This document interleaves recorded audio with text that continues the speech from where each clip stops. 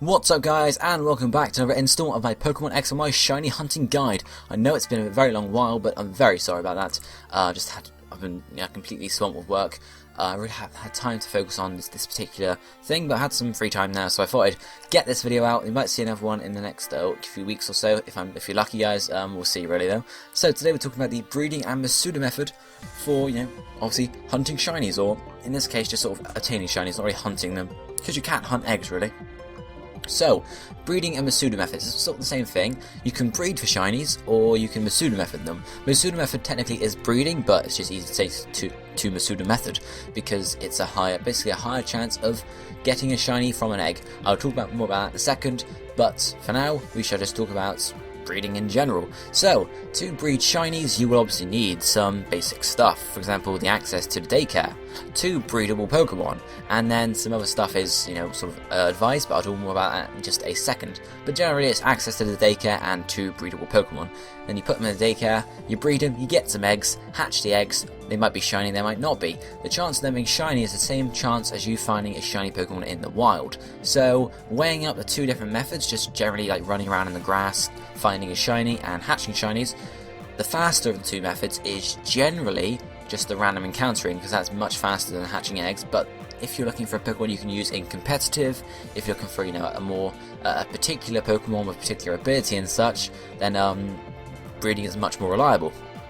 Because hunting in the wild is just like you get a random shiny, random Pokemon from the root, random shiny. Could be any nature, could be any IVs, could be any ability, could have everything like that. There's so many different variations. Whereas breeding, you have a lot more control. You can choose the Pokemon it's going to be. You can choose the nature it's going to have. You can try and give it. You can guarantee yourself 5 IVs if you're using an Everstone with 2 6IV Pokemon. Obviously, you can't guarantee 6 IVs or what IVs they're going to be in, but you can guarantee at least 5 IVs. You can do other stuff like this, X and Y. Now you can change the Pokeball they're in, the hatched Pokemon is in, stuff like that. There's so many different things you can do with breeding. Again, it's just random encountering. Random encountering is fastest, but you're just going to get a shiny then that's just going to be a shiny. Whereas if you take just a bit longer and do the breeding method, you can try and you can get like a Pokemon that's going to have a good possible use in competitive. But obviously, as I mentioned, is the Masuda method. Before we move on to that, I'll talk about more about the other stuff that's going to help you speed up the breeding process. So the stuff like the stuff you need to speed up the breeding process is, first, a Flame Body Pokemon or a Magma Armor Pokemon. This will basically speed up, if you have one of those in your party, it will halve, I think it is, the amount of eggs it takes to hatch an egg, which is very helpful, especially if hatching an egg or a Pokemon that's going to take a long time to hatch. For example, like I'm doing sort of in the example here, hatching Fiona. They take ages to hatch, so obviously that's very good. You'll also prefer to have hatching power level 3, which is obviously going to speed up a lot. It only lasts 3 minutes, but usually, depending on the egg, that you can usually get that done in the 3 minutes. So all 5 eggs, a full party of eggs done in the 3 minutes, and that usually is fine. Obviously, it's helpful as well if you've taken a lot of steps with your 3DS, because that means your O powers are going to restore much faster. And obviously, eventually, if you don't have a fast restoration for O powers, eventually, once you've hatched enough, you're going to run out of O powers, and you have to like hatch a couple parties without any O power sort of backup, and then you can go back. The Oval Charm is also very helpful here. You get this for completing the National Pokedex or the Kalos Pokedexes. And obviously you get this from Professor Sycamore. Basically, this increases the chances of an egg being left at the daycare. Basically what that means is there's a chance every 252 steps you take, I believe it is, that an egg will be at the daycare. Depending on how compatible the Pokemon are, it's also dependent on sort of what the chance is. For example, if you're breeding 2 Pokemon that are the same species, the chance of there being egg produced is higher than if you're breeding 2 Pokemon of different species. If you're breeding Pokemon of the same trainer ID, it's going to be slightly less likely than if you're breeding 2 Pokemon of different trainer IDs. Stuff like that. The Oval Charm basically raises all of those percentages up higher, which is very helpful, because obviously it means you're going to get eggs faster, you're going to be able to then hatch them sort of faster and get a general party done in once, because obviously you're going to spend most of the time waiting for the eggs to arrive. The Destiny Knot is very helpful indeed, because that allows you to pass down IVs. Did I say I said Everstone just now for IVs, didn't I? It's actually the Everstone that passes down the nature. It's the Destiny Knot that passes down the IVs. This will guarantee at least, I think, 5 IVs, I'm pretty sure it's 5 IVs, are passed down from the 2 breedable Pokemon to the egg. So it's very helpful for getting your good sort of items there. Power items are also helpful because they can obviously help with transferring down singular IVs. They're not... Generally, Destiny Knot is better, but if you want to transfer it, make sure you get a definite attack IV or something like that. You can definitely give one of your Pokemon a power item, and that's going to definitely confirm you're going to get that sort of, the attack IV and whatnot.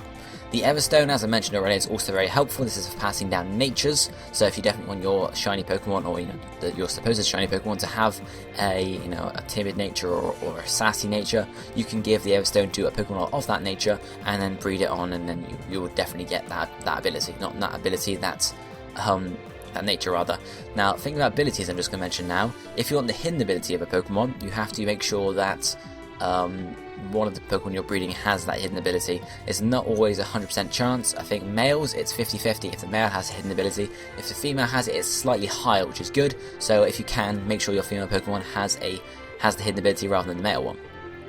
Incenses are also very helpful as well for breeding Pokemon like Azurill. If you want a shiny Azurill, just sort of to register in your Pokedex and whatnot. Shiny Chansey, stuff like that, I believe it is. Shiny Munchlax, stuff like that. Incenses are going to be needed to give to your Pokemon to make sure you actually get the Pokemon below it, rather than, so if you're breeding an Azurill and you're not using the incense, you're going to get a Marrow, so you need the incense to get the Azurill. The Bicycle is also very helpful. Why is this so late on the list? Just because it's how I put it down. Bicycle is very helpful. It's obviously going to speed up how fast you can walk, what's not. Obviously, roller skates go fairly fast, but to be honest, generally the bicycle is going to be much better as a choice, especially as you can also go in straight lines much more easily, whereas the roller skates you have to use the circle pad, so it's not straight lines sort of thing. And then move on to the final option here, Japanese Ditto, or a foreign Ditto. That is going to be part for your Masuda method. So, what is the Masuda method? It was introduced in Diamond, Pearl and Platinum, and basically it's when you're breeding 2 Pokemon. It used to be of different regions and different languages, but now it's just of different regions, I'm pretty sure, or one or the other. Basically, if you get a Japanese Ditto and breed it with any of your Pokemon from your game, as long as you're from the US or UK or Europe or whatnot, you're going to have a higher chance of getting a shiny. So this is good, because obviously Japanese Ditto, it's going to be nice. As long as you get a Ditto, then you're good for all the Pokemon around, sort of thing. So this is very helpful, and the chances are, I don't know exactly what the chances are for X and Y, because they were obviously, all the shiny chances have been changed for X and Y, because they used to be higher, and now they're all lower. So I don't know the exact chance of getting a Japanese Ditto, a shiny from a Japanese Ditto and one of your Pokemon, but it's much higher. So definitely, if you can, use a Japanese Ditto. If you have a 6 IV one, definitely use that one. Obviously they're not common. You can't just be like, oh yeah, I'm just gonna find a shiny, or not shiny Japanese Ditto, a 6 IV Japanese Ditto, just casually just gonna find it. Obviously you have to trade for them, or dare I say it, Pokegem one up, if you really want. But then if you're Pokegening, why the hell would you need to find shinies in X and Y unless you're looking for the Kalos Bread signature, etc. Anyway, but yeah, that's pretty much that. So Masuda method is basic, just put 2 Pokemon from different languages and different regions in there, and you can get a higher shiny chance. Now, the method, or the system for breeding these Pokemon, what way are you doing it? Now, as soon as you have got 2 6IV Pokemon with the right natures and everything in the daycare, and you're ready to breed, sort of thing, before then you sort of want to be flying to Kilud City after every party, just to check the IVs and sort of switch the better ones in and whatnot, especially since it's going to be allowing you to get better IV Pokemon and whatnot. I keep saying whatnot, don't know why. But once you got that done, all you need to do is, once you finish, start from scratch, yeah? Okay, so cycle up and down until they have 1 egg, pick the egg up, keep cycling them down, do this until you have a full party of your Flame Body Pokemon or your Magma Armor Pokemon, which is usually Talonflame nowadays, because Talonflame has Fly as well, which is quite helpful in some situations. But yeah, Flame Body Pokemon or Magma Armor Pokemon, and then 5 eggs in your party. Once you have that, go onto your O Power menu and activate the Hatching Power level 3, and then use your Bicycle. We shouldn't be using the Bicycle anyway, and then just cycle up and down. You can go to Lumia City to do this as well, because you can just sort of set a coin in your circle pad and whatnot, and that'll just circle around the prison tower, and there's videos on it. I'm not going to expect too much to hatch automatically, or you can just cycle up and down. I usually do it when I'm doing something else, just sort of cycle up and down when I'm looking at something on the computer screen and whatnot. I keep saying whatnot today, I don't know what's going on. But yeah, you do this until you hatch all 5 Pokemon from the eggs. As I said, it usually takes about 3 minutes, obviously depending on the eggs. You know, you can run out of hatching power before then. If you run out of hatching power before you finish your party of 5 eggs, don't activate another one because it'd be a waste. You may as well just finish off just cycling up and down, otherwise you're just going to waste 4 more O power points or whatever they're called, and then you take even longer, you have less time for the O powers rather. So once you've done that, hatch all 5 eggs. As I said, don't fly to QOTD City, as you know, once you've hatched them, you can see they're not shiny, just put them in the PC. Go to daycare, put them in the PC, and then just go straight out and get another egg and keep going, and just do it like that, because once you've got the right IVs and whatnot, you don't need to check them anymore. You can check them, say you do a batch of 2 boxes, yeah? Then go to QOTD City and check the IVs on each one, and see which ones are good for competitive use and whatnot. I did it again, didn't I? But yeah, that's generally it. So get a party, hatch it, put it in the PC box, get another party, hatch it, put it in the PC box, and just do that till you get your shiny Pokemon. I don't have any footage showing you a shiny Pokemon, but there are some shiny Pokemon I've hatched videos on my channel. There was an Aerodactyl I hatched. There was a Pumpkaboo I hatched, I'm pretty sure as well, if I can remember rightly. But yeah, there's some Pokemon like that, so you can definitely go check those out on my channel if you would want to. But I didn't hatch a shiny Fiona in the end, and the time it was taken to hatch the eggs, it's like, nah, not doing that. It takes ages to hatch Fiona eggs. But anyway, guys, this is going to be it for this Pokemon X and Y shiny hunting guide. It'd be very helpful if you guys could tell me what hunting guide you want to see next in the comment section below. Do you want to see a Horde hunting guide? Do you want to see just a general wild Pokemon hunting guide? Do you want to see a Friend Safari hunting guide?